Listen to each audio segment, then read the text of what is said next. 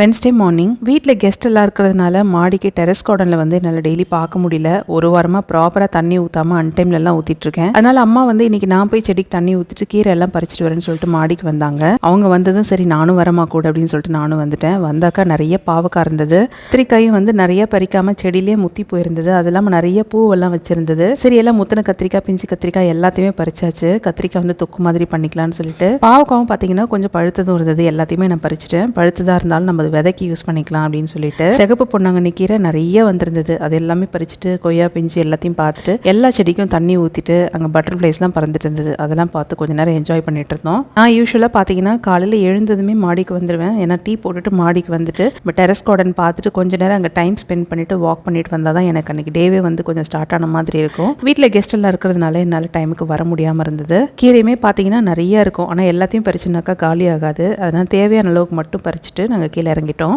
Eel வந்து கொஞ்சம் கம்மியா இருக்கிறதுனால செடி வந்து தாங்கியிருக்கு. நீங்க எத்தனை பேர் வீட்டில் கார்டன் வச்சிருக்கீங்கன்னு சொல்லிட்டு கமெண்ட் பண்ணுங்க.